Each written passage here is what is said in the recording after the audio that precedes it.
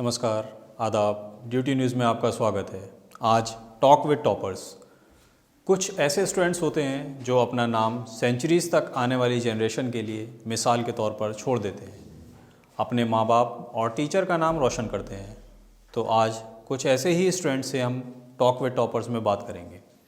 हमारे साथ आज मौजूद हैं टॉक विद टॉपर्स में महक तफसीर, जिन्होंने एमयू के अंदर 90.6% मार्क्स हासिल किए। मैथ में 98 मार्क्स, साइंस में 83, इंग्लिश में 94, सोशल साइंस 96। तो महक, सबसे पहले आपको ड्यूटी सोसाइटी की तरफ से बहुत बहुत मुबारकबाद कि आपने इतनी अच्छी परसेंटेज हासिल करी। आपसे पहला सवाल करना चाहूँगा कि इतनी अच्छी परसेंटेज लाने के बाद आपको कैसा महसूस हो रहा है? सर बहुत ही अच्छा लग रहा है, एक्सपेक्ट नहीं किया था कि इतना आएगा। आपने बोर्ड एग्ज़ाम दिया, बोर्ड एग्ज़ाम देने के बाद अपने आप से कुछ उम्मीद लगाई होगी कि मेरी परसेंटेज कितनी आएगी? नहीं सर, मैंने 85 अबव तो सोचा ही था, क्योंकि तब अब तो काफ़ी ज़्यादा बढ़ गई, आपके पेरेंट्स भी खुश होंगे, आप भी खुश होंगे। अगला सवाल कि आपने एक दिन में स्टडी के लिए कितना टाइम निकाला? आप कॉलेज गए, कॉलेज के बाद कोचिंग आए, बाकी फिर सेल्फ स्टडी किया, तो कुल मिलाकर आपका कितने आवर्स स्टडी के लिए रहा? सर वैसे सेल्फ स्टडी के लिए तो इतना टाइम नहीं मिलता था, क्योंकि स्कूल आवर्स और एंड कोचिंग आवर्स के बाद रात को ही मिलता था टाइम, तो उसी में सब होता था।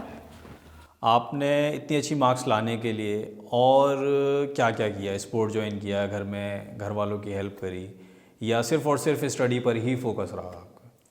नहीं सर, मुझे वैसे आर्ट भी मेरी हॉबी है, तो मैं साथ साथ वो भी करती हूँ एंड स्टडी भी साथ में। किस सब्जेक्ट में ज़्यादा मेहनत करनी पड़ी आपको?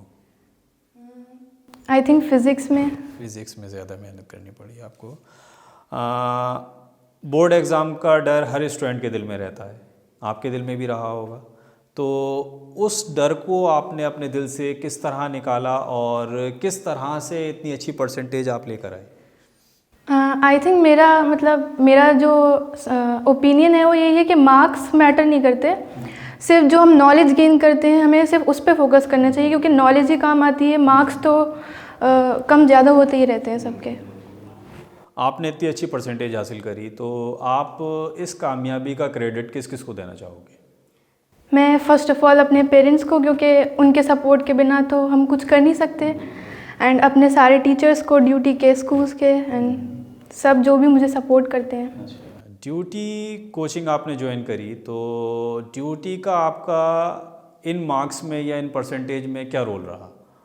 बहुत बड़ा रोल रहा, क्योंकि ड्यूटी के टीचर्स बहुत ज़्यादा सपोर्टिव हैं, एंड जो सब्जेक्ट जो भी पढ़ाते हैं बहुत अच्छे से एक्सप्लेन करते हैं और सारे डाउट्स क्लियर हो जाते हैं, तो बहुत बड़ा रोल रहा उसमें। मैं इतनी अच्छी परसेंटेज लाने के बाद आपसे एक सवाल करूं कि आपका एम ऑफ लाइफ या गोल क्या है आपका?